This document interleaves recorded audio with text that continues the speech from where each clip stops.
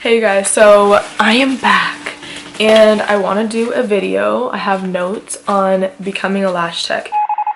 I made this video about a couple years ago and I put it on YouTube. So I basically wanted to recreate that and just go more in depth because I've learned so many things over the past 4 years that I would love to share with you guys. My name is Cassandra. I own the Beauty Cartel in Durham region. I am in Canada. I'm in Ontario. If you guys love lashes, you love beauty, you love fashion, subscribe to this channel because you will get lots of it.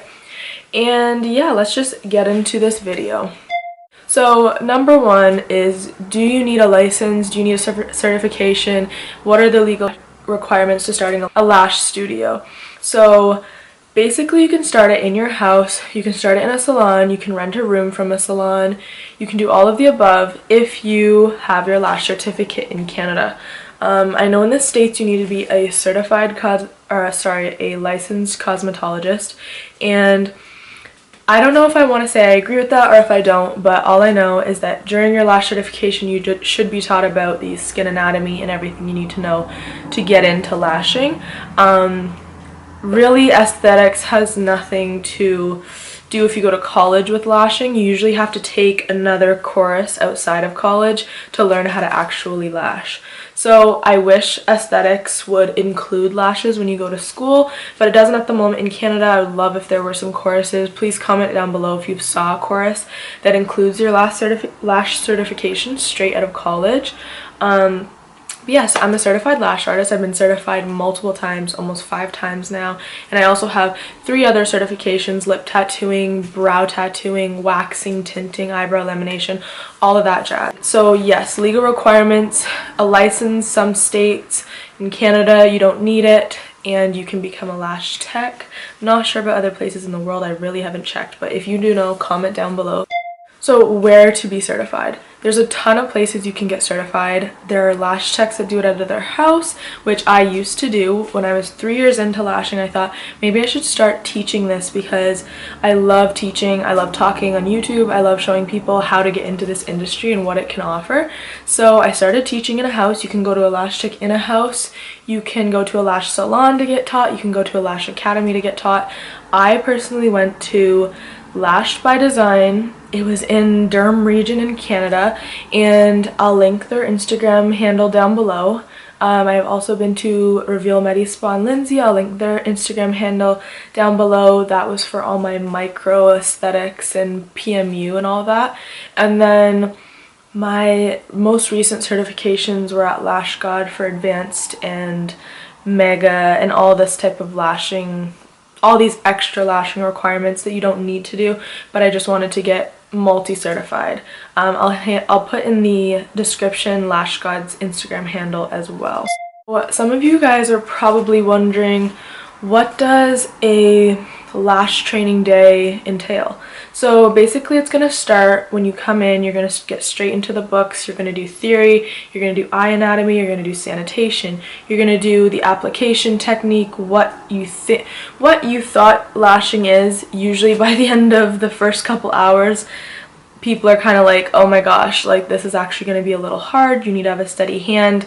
There's a lot of things involved. So your teacher's going to go through all theory, all anatomy, sanitation, the procedure in written form, and then you're going to get straight into lashing a model. So that's going to be a mannequin head. Your first model is always a fake dummy, and it's just going to be applying those lashes onto the strip lashes. If you've ever seen strip lashes that are just single lashes, those are usually made for lash techs to teach on, or a very, very natural strip lash if you were going to wear them. But that is what you start on. You start by isolating with your tweezers. You get into applying glue to your lash and how much you need to dip it in and all that type of stuff, and then you'll move into applying the fake lash to the fake false strip lash.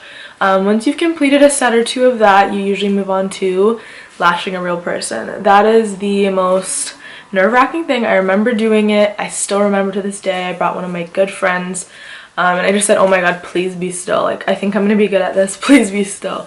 And it turned out okay. It was alright, but it wasn't the best, obviously. I completed it in 2.5 hours, and I was about 70 to 80% full now that I look back at what 100% full looks like. so it wasn't too bad. There were people there that were like, the end of the class was around 5 p.m. and they actually stayed after class till 6:30 p.m. so that probably took them about 4 hours to finish the set. But yeah, you're gonna get lashes on a real model, and then hopefully at the end of the day your teacher will hand over your certification and you are good to start lashing on family, friends, clientele, models for your Instagram, and all of that jazz. One thing we started to offer at the Beauty Cartel was something really different. It was like the first 5-day course for lashing in our region, and basically that is to break down by the day instead of like the hour. We're gonna do theory one day, we're gonna do sanitation, prepping your client, watching all medical conditions, a really extensive clientele requirement sheet. Then you're going to move into application and actually applying those lashes in the most basic forms, let's say classic. Then the 4th day would be your hybrid and your volume mixture, and then your 5th day would be your model. So we really expanded the idea of learning lashes into a few more days, because I personally feel like the same way there's a, exam and a whole month maybe focused on waxing and aesthetics and esthetician college, I feel like they should have a long-term, maybe 4-week class getting into this industry, because we are paying attention to people's eyeballs with sharp objects and a lot of medical conditions with people's eyes, pink eye, blepharitis, suffering from styes. There's so many different things, even eczema on the eyelids. I feel like I've seen it all. So I just wanted to mention that there are courses that have a longer duration, and if you're one of those people that don't learn fast and you're not a quick adapter, totally find somewhere that offers these longer courses and it'll suit you better than taking a 1-day, maybe 9-hour course. The next thing I want to touch down on is the industry. Some people ask during the course even, they're like, is this industry saturated? Like, I really don't want to get into this blindsided and just there's no clientele for me. What I like to say to those people that are really questioning their ability to move up in this business is, how hard do you want it? Because realistically you can do anything you put your mind to, and that is proven daily. And then secondly, every industry is saturated. It doesn't even matter what industry you're in. You could become a nurse, that's saturated. You could become a gynecologist, branch off into some different form of medical, it's still going to be saturated. You could be a banker, a financial advisor, a stockbroker, a real estate agent, a Walmart greeter, a pet store owner. You're always going to have competition, and if you don't feel like you can rise to the occasion, maybe lashing isn't for you. You really need to believe in yourself, because you're starting a business from 0 to 100, and if you don't believe in yourself, don't think that people are going to want to come to you, because you're probably letting off this uneasy energy like, maybe I can't do this. You gotta be like confident in your work, even if you're not that good. Say, this set is free, this set's on me, I'm just trying to practice, I'm just trying to learn my craft, and they will totally understand. I haven't had one person that has denied letting me do a free set on them. Just get your skills together, work on it, practice it, and you'll own it. You'll get into the industry as quick as you want to, and just let your following and your clientele add to that. You'll get bigger and bigger and bigger, and you won't even know how quick it's happening. And with that being said, there's a little, I don't know, it's just like, there's a little dilemma when you first get your lash license. It's almost like, where do I start? How do I start getting clientele? And what I like to tell people that are wondering how to start getting clientele, some free sets, some sets that cost as much as your materials. So if this is going to cost $25 for you to do, that's all you should charge the client, and you should just do as good as you can and let them go into the world. Family and relatives and friends, they're always going to be your best bet when doing these free sets, because you're going to have a model essentially walking around town with these beautiful eyelashes on, and they're going to give you the best reviews. So say you went to someone random, you did their set, you knew it wasn't that good, they're walking around, they might, oh, she was good, but this. But if you do your family members, if someone says, oh, where'd you get your eyelashes, it's going to be, oh, she's amazing, go to this girl, and you're going to get a straight client. Easy as that. So focus on people that have your best intentions, get them in as models, and let them walk around. My mom was my main model. She's a nurse. I would do her lashes, she would go to work, and boom, I'd have 10 nurses loving the classic natural vibe when I first started, and that's how I started growing my clientele. Those nurses had daughters, those daughters had friends, then I was bringing 5 people in back to back to back to do Veld sets, and it just started building and building. So it starts as quick as that and you're off. When it comes to choosing a name, that's another thing I want to touch down on. Basically, you want to be careful choosing a name. First of all, you want to search the name. businessdevelopmentcentre.ca is where I searched my name if you're in Canada. But you can also go to your Service Ontario, your Service Canada, or Service wherever you are and ask to do a business name search for your business. And it's going to cost maybe $10, $15. Search as many times as you want. Find a name that works for you. And then as soon as you see, it's not taken, you're good to go. But trying to find the name is going to be the hard part. You want to do something that is beauty related, but maybe not lash isolated. So like my name when I first started out was so long. It was Cassandra's Lovely Lash Cartel. That's a mouthful to tell someone where you get your lashes done, and I knew I needed to change it the minute I made my Instagram account, because typing it was literally making my thumbs hurt every time I wanted to tag. So basically, make your name as easy as possible to remember, catchy, and unique. I thought in my head when I was younger, I know it sounds so funny, I wanted to make a marijuana-infused skincare line. And when I was sitting there at like 14, I was doing like this thing in my head thinking, what would a name be? What would a name be? And I came up with the Beauty Cartel. And I had wrote it down in all these little notebooks for marketing class. And then, little did I know, 4 years later, I'm gonna have a business and call it the Beauty Cartel instead of Cassandra's Lovely Lash Cartel. And it totally blew up. Everyone loves the name. I put it on merch, I put it on clothing. TBK, such an easy, ringy type of, name. So totally take your time, work on the name, find something unique that can branch off into other things. You don't want to be just stuck on lashes, because what if lashes leads to brows? What if brows leads to lips?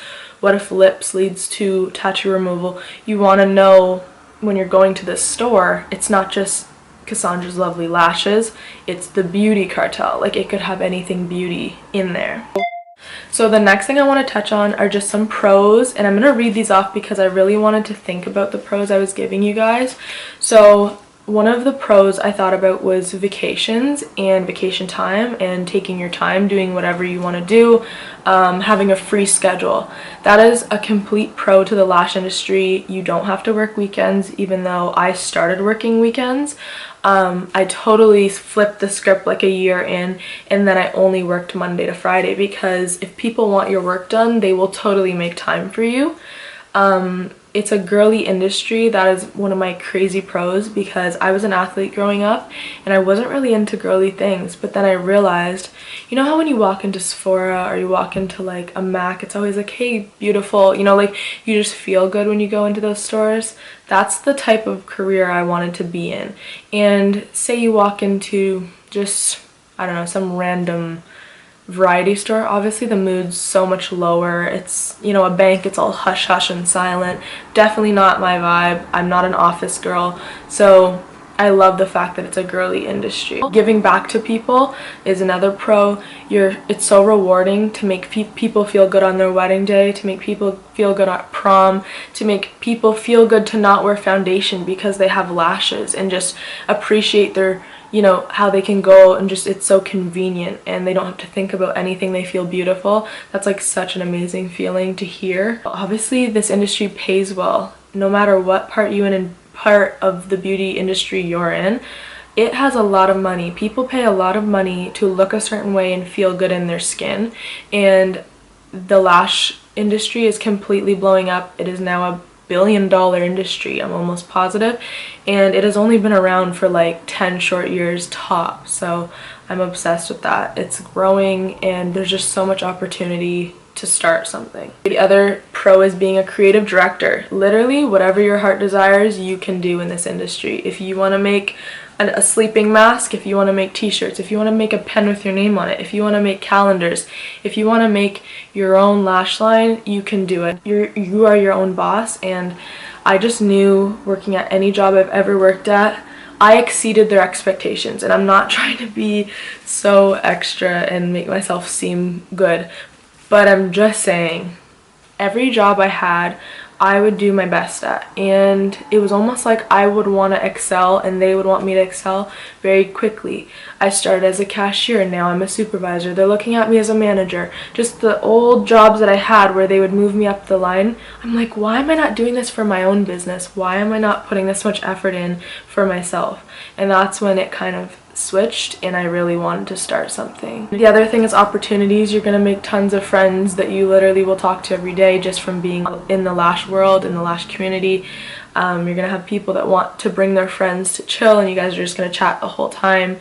Obviously there's a business and client relationship and some of them can get personal. You listen to their problems, you listen to their whole life and you give them parts of your life. So it's a really great connection you have, and not many jobs have that and not many workplaces have that. And then there's some cons why it isn't fun all the time.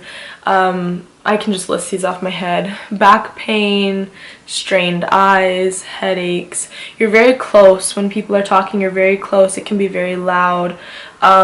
You're really looking at these tiny millimeter lashes, literally 8mm lashes. You're back, you're hunched over all day for 8 hours, 10 hours. And there's not many cons to this, I have to say, but I will say customer service is a huge thing. If you're not into making people feel good about their experience, this might not be for you. If you're not into the grind, if you're not into early mornings, late nights, 12 people a day, overbooking yourself for a little while, I wouldn't say this is for you because you really do have to work for it. Well, one of the last things I have are what products I love. I'm gonna say my favorite products have to be the Beauty Cartel products. They are my brand. No matter how many times I think about other people's products, I have to choose my brand over anything because it just works for me and it works for so many other people. I've had students that have went out and tried different things because I encourage them to try other things, and they have came and said, why isn't this glue working? Why isn't this working? And it's just because everything is so overdeveloped. We have primers and sealants and all these things now, and it's hard. Your vision's blurred on what you really need to have in your lash cart versus what people want to sell you to put in your lash cart. So honestly, my brand stays true to the quality. Some people truly pick what products they're using because of the hype of the brand, because they know if they're going to get tagged in using this product on their page, it might get them more clients and followers, and that's definitely a way to market yourself, affiliates and things like that. But what I will say is every time quality wins when it comes to lashes, because you're gonna have so many clients that stay with you for years and word of mouth is gonna spread you like wildfire. So I wouldn't pay attention to using brands because of their names. I would only pay attention to quality. And because I'm a small business, I have a lot more time to focus on the actual requirements to keep my glue in a humidity, temperature controlled room, and I'm not selling expired glue, and I can really order a small amount of product and scale my business as it gets bigger, not so much as a larger business where they have tons of inventory to take care of and they might not realize they just sent an expired glue bottle to a lash tech. So I totally recommend supporting small businesses, but also using quality top of the line products over anything. This almost concludes the video. I just want to mention one last thing, and it is if you're scared of starting. I've lost friends before I started in this industry, and what it has taught me is people don't believe if you're a dreamer until you actually execute your plan. So just be a leader, because if I was a follower and I listened to what my friends and anyone said about what I was trying to start, I would have never accomplished what I have. So you need to be a leader in everything you do in this business, and you need to be innovative and move forward without thinking about what are people gonna think, because that will totally hold you back and put a wrench in your success. So definitely that's just a word of advice. Keep pushing. Don't think about what anyone said, because you're gonna leave them in the dust, and just wish the best for everyone. Keep good energy, good vibes, and I hope you guys enjoyed this video. We'll have a ton more lash videos coming out. I'm trying to post twice a week, one lash video, one lifestyle video, because I love both sides. I love fashion, I love lifestyle, and I love obviously lashing. It's my whole life. So thank you guys so much for watching and supporting me, and I will see you guys in the next video.